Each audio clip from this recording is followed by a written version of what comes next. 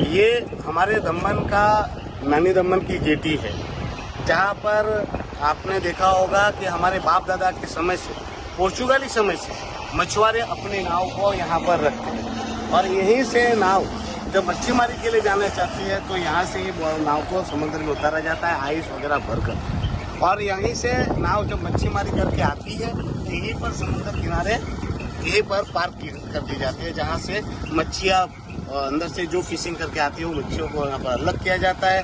फिर जाले जो फटी हुई है उनको यहाँ सिया जाता है, फिर कलर किया जाता है, रंग रंगान किया जाता है और जो भी छोटी मोटी त्रुटियाँ हो उसको रिपेयर किया जाता है। और वो सालों से यहाँ पर हमारा बिजनेस रहा है। ये देश आज़ाद नहीं था तब भी हमारे बाप दादा यहीं पर मछुआरे जो है वो यहीं पर काम करते थे और नाव को रखते थे। अब आपने देखा होगा कल रात से प्रशासन एक तुगलकी फरमान आया है। कोई फरमान नहीं देखा जाए तो कोई लिखित में नोटिस नहीं, कोई इंटीमेशन नहीं, डायरेक्ट हमारे वोटों को जबरन भरकर, और भरने का तरीका भी नहीं है, तोड़ ताड़ कर, आधे से ज़्यादा वोटें तोड़ ताड़ कर भर दी गई है। आप देखोगे तो यहाँ पर जो ये सारी वोटों का जो है वो यहाँ समुद्र नारायण मंदिर है, यहाँ पर टाटा है, यहाँ पे वोटें बजाती। कल यहाँ पर बहुत सारी वोटें थी जिनको रातों रात उठा दिया गया। जब हमने कल जब ये इलीगल कार्यवाही प्रशासन द्वारा की गई तब मैंने यहाँ के कलेक्टर से बात की, मैंने यहाँ के डिप्टी कलेक्टर से बात की, मामलेदार से बात की और उनको पूछा कि भाई यहाँ से वोट क्यों उठाई जा रही है। तो उनका कहना है कि ये ज़मीन जो है वो सरकारी है। तो मैं पूछना चाहता हूँ जो पूरे देश में फिशिंग होती है, मच्छीमारी होती है, वो क्या प्राइवेट लैंड पर होती है? अरे समुद्र क्या किसी के बाप की जागीर है?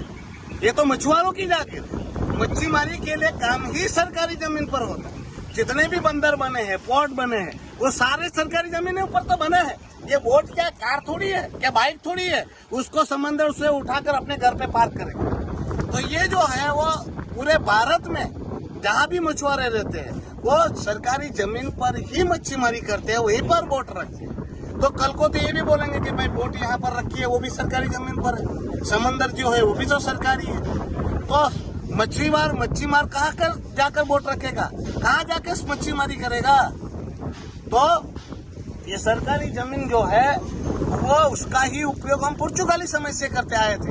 ये तो पुर्तगालों ने हमें मच्छीमारी करने से नहीं रोका और हमारी ही सरकार आज हमारे ही मछुआरों को मच्छीमारी का धंधा नहीं करने दे रही है। एक तरफ हमारा भारत सरकार जो है प्रधानमंत्री मत्स्य संपदा योजना जैसी योजनाएं ला रही है, मच्छीमारों का विकास उत्थान करने के लिए कितनी सारी योजनाएं लाई है ताकि मच्छीमारों का विकास हो, माछीमारों का विकास हो, या जो हमारे गरीब मछुआरे हैं वो तरक्की करे। पर यहाँ प्रशासन देखिए किस प्रकार से निर्दयता कर रहा है, हमारे मछुआरों की जमीनों को खाली कर रहे हैं, हमारे मछुआरों के वोटों को उठाकर जैसे तैसे डालकर तोड़ ताड़ कर कहाँ शिफ्ट कर रहे उसकी भी जानकारी नहीं। अरे आपको जमीन खाली कराना तो किस लिए खाली कराना है? और वोट नहीं रहेगी तो क्या रहेगी? जब हमें पता चला कि यहाँ पर क्या बनाना है तो बोले गो कार्टिंग, यानी मौज मस्ती की गेम जोन बनाएंगे। अरे हमें गेम जोन की जरूरत नहीं है, मनोरंजन के लिए तो दमन में बहुत सारी चीजें हैं। और दमन में ये गो कार्टिंग नहीं था तो क्या टूरिस्ट नहीं आते थे? हमारे बाप दादा के समय से यहाँ पर टूरिस्टों की भरमार रही है। ऑलवेज दमन व्यू तो भरा हुआ रहा टूरिस्ट से। और आज जब ये विकास की बात करते, विकास किसका होना चाहिए? विकास जो भी बने उसका विकास का फायदा दमन द्वीप के स्थानीय लोगों को होना चाहिए। ये तो उल्टी गंगा बह रही है। हमारे लोगों के काम धंधे छीनकर गुजरात के पूंजीपतियों के प्रशासन जी के चहेते को फायदा पहुंचाने के लिए हमारे प्रशासन के हमारे हक के रुपये से गो कार्टिंग बनाई जा रही है और उसका फायदा पहुंचाया जाएगा किसको? वहाँ गुजरात से आए लोगों को। और उनकी अय्याशी के लिए, मौज मस्ती के लिए हमारे गरीब मछुआरों के काम धंधे पर खतरा मंडरा रहा है, उनके रोजगार छीने जा रहे हैं। मैं प्रशासक जी को कह रहा हूँ कि तुरंत से तुरंत कलेक्टर को बदली किया जाए। ऐसे भी जो कलेक्टर सौरभ मिश्रा जी हैं उनके रैंक रिकॉर्ड में भी जमीन के मामले में भी वहाँ पर डिपार्टमेंट में बहुत सारी फरियादें हैं। और कल भी मैंने उनसे बात कही तो ये कह रहे हैं कि ये नीति नियम है, तो ये नीति नियम बनाकर रातों रात थोप कर हमारे हक और अधिकार छीनेंगे और हम चुपचाप बैठेंगे।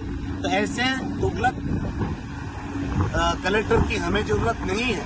मैं ये सेशन तक का मौका दे रहा हूँ प्रशासन को कि कलेक्टर को तुरंत से तुरंत कलेक्टर पद से हटा दिया जाए, अन्यथा सेशन खत्म होने के बाद दमन दीव में एक बड़ा जन आंदोलन होगा और ये जन आंदोलन तभी शांत होगा जब ये दमन दीव में वैसे जितने भी अधिकारी है वो मनमानी रुकते नहीं और हमको ऐसा लगता होगा कि हम कानूनी कामगिरी नहीं करें तो कानूनी कार्यवाही भी हम करेंगे और ये प्रशासनिक तुगलकी जो भी निर्णय हुआ है उसका हम विरोध करेंगे। और फिर से कह रहा हूँ कि कलेक्टर स्वरूप मिश्रा का तुरंत से तुरंत तबादला किया।